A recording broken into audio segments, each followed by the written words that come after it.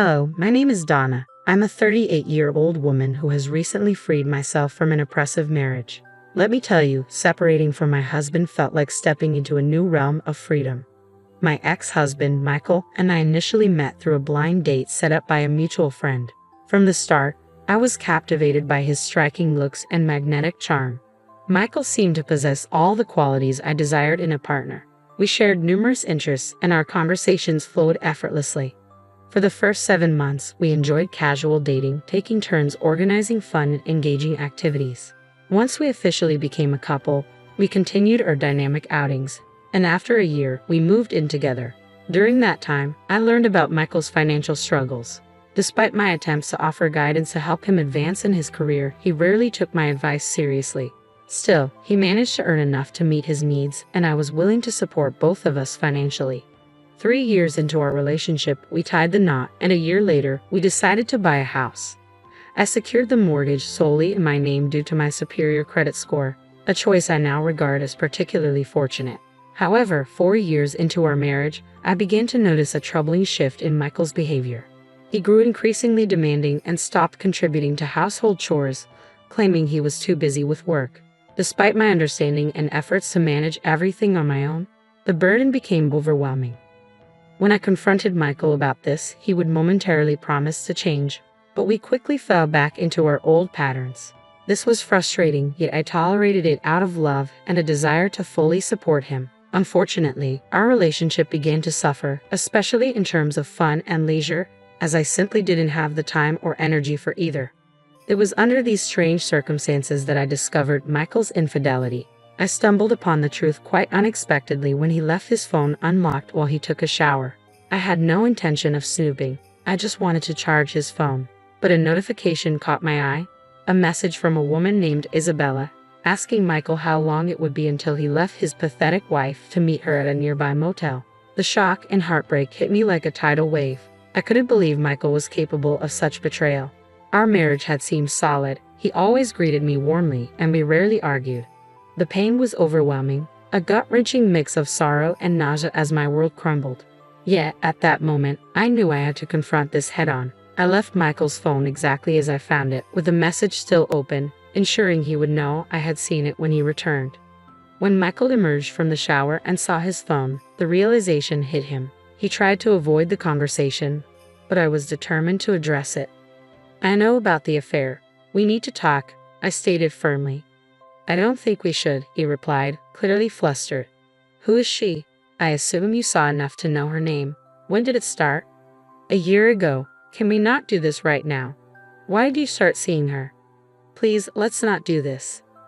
"Don't call me babe. Tell me." "I don't know. I guess I just missed the thrill of someone new, someone who's on the same wavelength as me." "So, I'm not on the same wavelength as you?" "Well, I wouldn't say that exactly. It's just that you've become a bit dull." "Excuse me. I mean, you never want to go out. You're always tired, and our social life, even our life in the bedroom, has faded. Do you realize I'm always tired because handle all the chores and work full-time, yet you've never once offered to help? That's just your role as my wife," he snapped. "I told you to stay at home, but you refuse. Still, that doesn't excuse you from contributing around the house." This confrontation marked a turning point for me, revealing just how differently we viewed marriage and our responsibilities.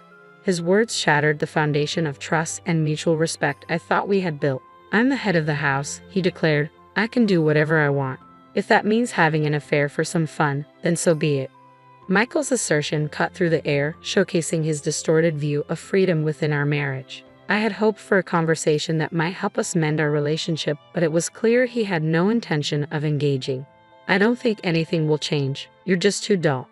I'm happy to stay married, but I'll continue seeing Isabella. I need some space from you," he declared, his tone devoid of any remorse. As he retreated to another room, the weight of his words pressed down on me. He was unapologetic and dismissive, reducing me to a mere role within our home. Michael, who had once seemed progressive, had succumbed to outdated gender roles. Influenced by podcasts that preached that women were too outspoken and needed to be kept in line, it was devastating to see him transform into someone who not only embraced these ideas but also refused to acknowledge the harm they inflicted. Moments later, I heard the front door close behind him. He had left to meet Isabella. Overwhelmed by a sense of abandonment and betrayal, I broke down, unable to bear the solitude or the storm of emotions swirling inside me. I called my best friend, Judy, and she answered immediately. Sensing the distress in my voice, she rushed over with comforting hugs and tubs of ice cream. Judy didn't press for details. Instead, she simply held me as I cried. When I finally calmed down enough, I opened up about the painful truth. Michael is cheating on me, Judy. It's true. Are you sure? She asked, a frown of concern etching her face. Absolutely. His phone was unlocked, and I saw a message from a woman asking when he was leaving his pathetic wife to meet her. What the hell? Did you confront him about it? Yes, but he barely wanted to talk, I replied, the weight of the situation crashing down around me. Judy stayed with me through the night, offering the silent, steadfast support I desperately needed to face the reality of my crumbling marriage. As we sat together, the enormity of my situation settled in, but even amidst the uncertainty, I knew I wasn't alone. I finally confronted him and uncovered the painful truth. He had been cheating on me for a year. He claimed I had become too boring, always too tired, and never up for anything fun. Despite managing nearly everything at home, he dismissed my efforts, insisting that it was simply my role as his wife. Well then, I remarked to Judy, still reeling from the shock, his role as a husband should have been more honorable. But here he is, cheating on his wife. Judy shook her head in disbelief. That's just a pathetic excuse. Did he even apologize? Not for a moment, I replied. He just blamed me and chose to spend the night with her. Honestly, Judy, if I had to face him now, I don't know what I'd do. So, what are you thinking about doing next? She asked. I'm not sure. Michael said he doesn't mind staying married, but I can't continue like this. Why don't you stay with me until you figure things out? I'll help you through everything, Judy offered. That would be amazing. Thank you so much, Judy. I really appreciate your support. We spent the rest of the evening trying to unwind by watching our favorite movies. It was a much-needed distraction, but the reality of my situation lingered in the back of my mind. The next morning, Judy helped me pack a few things to take to her place. Once I settled in at her home, my curiosity got the better of me, and I decided to look up Isabella. I still had access to Michael's social media on my phone, a privilege I had never abused before because I had trusted him completely. To my dismay, I discovered that he had muted notifications for messages from Isabella, which explained why the affair had remained hidden for so long. It turned out that Isabella was a coworker of his, someone who reported directly to him. She was 38 years younger than me and 11 years younger than Michael. The realization alone was enough to turn my stomach. This discovery only solidified my decision to move forward with my life. I knew I had to divorce Michael. I couldn't bear the betrayal, nor could I live with someone who viewed me as merely an obligation. With Judy's unwavering support, I began taking steps to reclaim my life and dignity. Before filing for divorce, I needed to sort a few things out. Judy and I spent time strategizing not only the logistics of the separation but also how to ensure that Michael wouldn't get off too lightly for his betrayal. My first step was to safeguard my finances by transferring all the money I had contributed to our joint account into my personal account, one to which Michael had no access. In the days that followed, as I set the wheels in motion to file for divorce, I heard nothing from Michael. I was stunned to realize he hadn't even bothered to check in on me. His indifference underscored how little he valued our relationship. When I eventually returned home to collect more of my belongings, I found Michael lounging on the couch. His predictable yet irritating reaction greeted me. "Where have you been? Why haven't you told me where you were?" he demanded, his voice laced with a feigned concern that failed to mask his true detachment. "Why do I need to explain myself to you? You hadn't called once. Don't pretend to care now," I retorted, my patience wearing thin. "I'm sorry, but finding out about your infidelity because you think I'm too boring doesn't exactly inspire politeness," I added sarcastically. Michael seemed taken aback but quickly shifted the conversation to finances. "I noticed you withdrew a large sum from our joint account," he said, attempting to sound casual but clearly concerned. "Yes, I took back my money. Why should I let you squander what I've worked hard to earn?" Challenged him. "What do you think you're doing? You need to put that money back," he demanded, his tone shifting to a threatening edge. "Or what, Michael? You'll kick me out? Move in with Isabella and have your sister move in here." I couldn't help but laugh at the absurdity. "Put the money back in 3 hours, or I'll make sure everything changes by tomorrow." he threatened. I responded with silence, walking past him to our room. I quickly packed the rest of my clothes and essentials, leaving Michael to stew in his frustration. Once back at Judy's place, I recounted the entire encounter. Furious on my behalf, Judy insisted we consult a lawyer immediately. Fortunately, she knew someone who could help. We met with her lawyer friend, who began by asking about the house.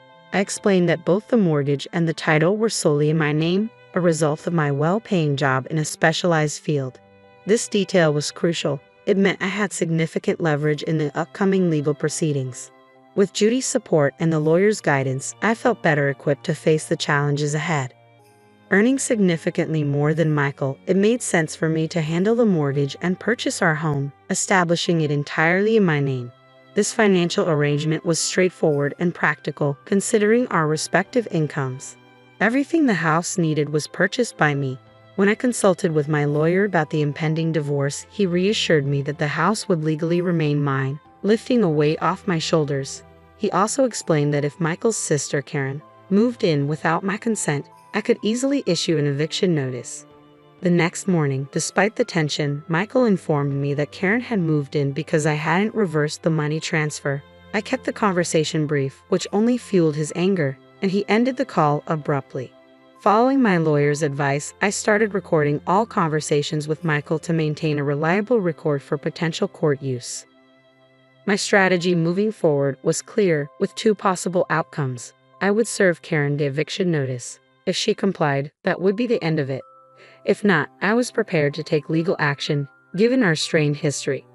I had a feeling this wouldn't be straightforward. Karen had always harbored a peculiar animosity toward me, frequently trying to undermine or outshine me in petty ways. She even attempted to disrupt our wedding and consistently competed with me over trivial matters. Over the years, our relationship had deteriorated to the point where I had to limit contact with her. Michael, overly protective and indulgent toward his sister, often put me in uncomfortable situations. Karen's resentment only grew when she realized she couldn't surpass me in certain aspects of life, leading her to engage in petty theft whenever she visited our home. I frequently noticed missing items, designer clothes, shoes, and skincare products. Michael urged me to overlook these incidents, rationalizing that Karen's frugal lifestyle justified her taking some of our luxuries. I strongly disagreed and eventually banned her from visiting altogether. This decision didn't sit well with either Michael or Karen, but he was powerless to challenge it, given my legal rights over the property. The situation was complicated, but I was determined to stand my ground and take the necessary actions to protect my interests and ensure a fair resolution to our marital breakdown. Having had enough of Karen's antics and the significant thefts she had committed, I explained the extent of her actions to Michael. He understood that the damage went far beyond what could be easily rectified. However, that didn't stop Karen from trying to provoke me further. One day, she called to flaunt her temporary triumph. "Hello, Donna. Guess where I am right now?" she taunted.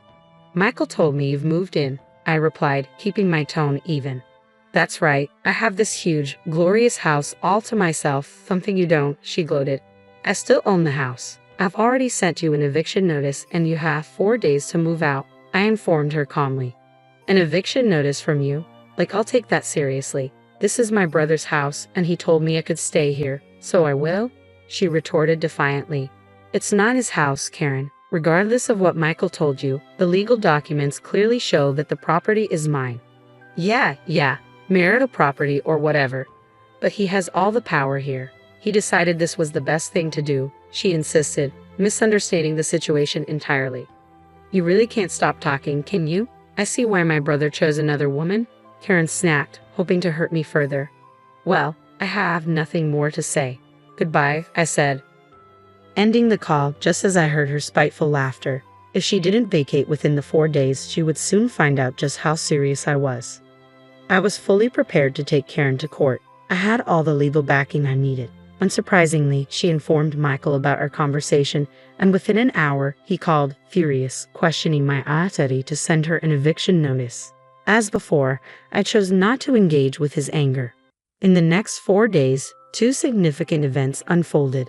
I had the divorce papers delivered to Michael, who shockingly decided to contest them, and Karen still had not moved out. Following through on my threat, I had a court summons sent to her. Legally, she was considered a squatter.